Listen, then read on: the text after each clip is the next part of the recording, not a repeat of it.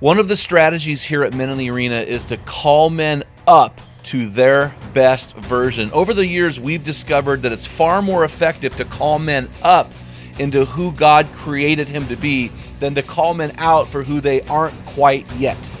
In this episode, I unpack 5 ways that God, generally speaking, has inherently created men to be different than women. Men in the Arena Army, we salute you. Hey guys, thanks for listening to another episode of the Men in the Arena podcast. I am Jim Ramos, your host and guide of Spotify's #1 podcast for Christian men, guiding you to your best version in that stress bubble of life and beyond. Welcome to today's episode. I want to jump into the meat of this podcast. This is something I have been processing for about a decade. How are men and women different? You know, we live in a world that wants to put men and women on the same playing field. They are equal across the board. They are the same. And I categorically disagree. I believe that God has made all of us equal, yet in God's wonderful creativity, he has made us uniquely different, not only individually, but when it comes to our genders. He has made us different. A man is inherently different than a woman. He has different passions, different desires, different skills. His body is made and his body is made for different things. And I'm going to unpack those 5 things in the next couple of minutes. But first, I want to give you some prerequisites. Here are 3 things that I want to share with you before I jump into the meat of this podcast and unpack what I call the 5-fold mantle of manhood. I realize that generally speaking, that this is how it works out, that generally men are different than women, but we have situations where some men tend to be more on the effeminate side. Some women sometimes can be more on the masculine side. There are a lot of factors in there, so that's why I use the phrase generally. Across the spectrum, men and women are different in these 5 areas. The second thing is this. Not only to look at this general concept of the differences between men and women, but I want to look at the historical and statistical analysis about men and women. Like, what do the numbers through history teach us about how men are different? In career, in war, in child rearing, in education, how are those numbers different? And the last thing is this. Obviously, all of these things must align with biblical truth. So we take all of the characters in the Bible and Scripture and look at that as well and go, how are men and women portrayed as different from each other in Scripture? So the first one is this. The first, what I call mantle of manhood, is this. Men are protectors. In other words, they have a people to defend. Conversely, a woman is a nurturer. She has a people to guard, to nurture, to bring along. If you look at the average man versus the average woman, she carries, on average, more body fat. In fact, the National Institute of Health suggests a healthy body fat percentage for men is 13 to 17%.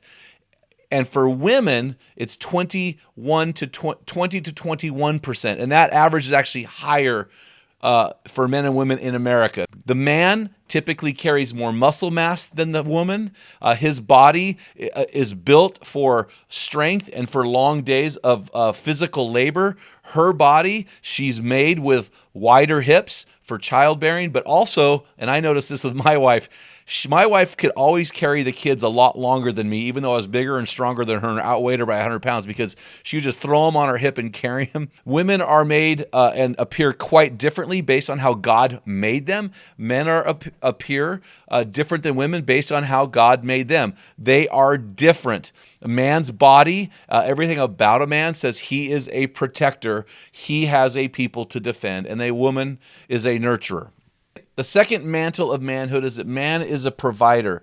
He has a tribe to lead, where the woman tends to be the educator. In fact, it's the best time in all of American history to be a woman.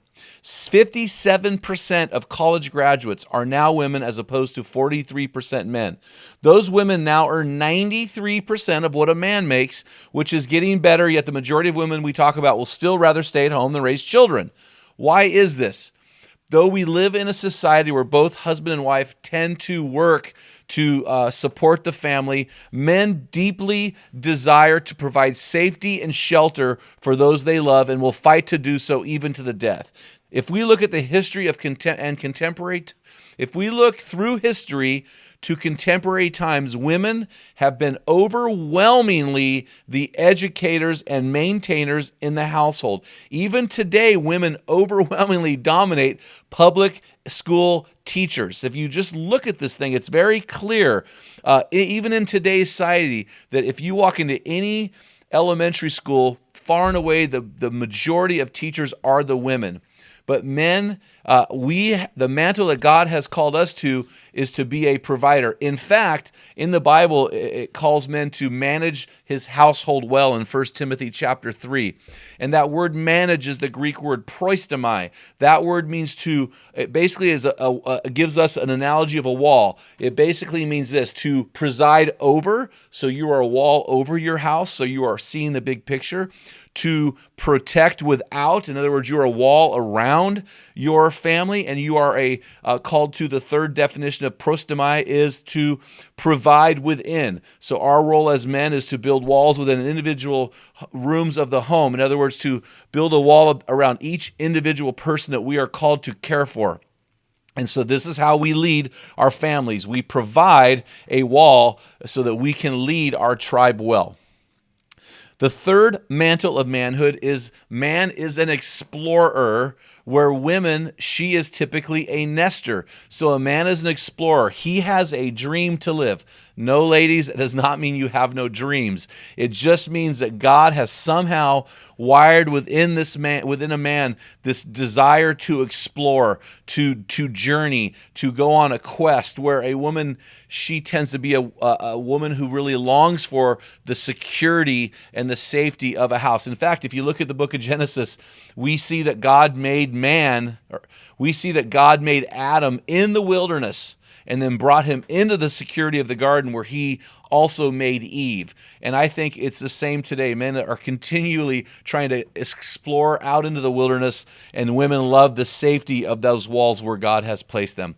Generally speaking, the fourth mantle that men generally carry is this: he is a sacrificer. In other words, he has a hill to die on, where women tend to be more advisors. So I have found in my own marriage that my wife will advise, she'll see things ahead of me and give me counsel and advice, and then I am the guy that goes and gets it done, as far as implementation. And so you may say, well, I don't know if I believe that men are sacrifices. Well, watch the news. Whenever there's a tragedy, who are the people out there rescuing people? It's overwhelmingly the men. Women on average live significantly longer than the men in our country and across the world. And history decisively proves this out. Here's one example. In the fictional movie Titanic, I say fictional because it was not, the only true thing about that movie was that the ship sunk and people died. Out of the 1,517 who died on the Titanic, 1,347 were men and only 103 women died. Why is that? It's because men went down with the ship. In fact, there are 58,300 names written on the Vietnam Memorial Wall in Washington, D.C. Out of the 58,300 names written on that wall, only 8 are women. Men, we tend to vilify men, but we need to realize that combat deaths since the first Gulf War are 97% men and only 3% women. So even to this day, still the men are overwhelmingly dying on this hill called their country. And so because men are made to have a hill to die in. We are natural sacrifices. That is how God has made us. And the fifth and final mantle of man is a conqueror. He has a line to cross. Where he is a conqueror, the woman, she tends to be, generally speaking, a processor, which is why if you are a married man, you have heard this phrase before. I'm going to tell you something, honey, but I don't want you to fix it. And I want to encourage you to watch a hilarious YouTube video about the difference between the conqueror and the processor. It is called It's Not About the Nail. Check that out. You are going to laugh. It is so funny as it articulates the differences between men and women. We are made, men, to solve problems and to conquer, and our beautiful wives, our glorious wives, are there to help us process that, to identify and process. So those are the 5 mantles of manhood that I believe through years and years of experience and research have determined that men, we are protectors, we have a people to defend. We are providers, we have a tribe to lead. We are explorers, we have a dream to live. We are sacrificers, we have a hill to die on. And we are conquerors, we have a line to cross. So I would really invite you into the space of processing this information. Process the man that God has called you to be, and ask yourself, are you carrying those 5 mantles of manhood, or have you somehow deferred that to someone else? Hey guys, we're coming up to the end of the year. Did you know that Men in the Arena is a crowd-funded, faith-based 501c organization? We receive approximately 90% of our operating budget income from our financial champions. At the end of this year, would you please consider donating a one-time gift or becoming one of our monthly financial champions to Men in the Arena? God bless you, and until next time, feel the wet sand on the arena floor. Hear the deafening roar of the crowd. Taste the sweetness of victory. Smell the stench of battle. Get in the game, get dirty, grind it out, carry the mantle, and be a man.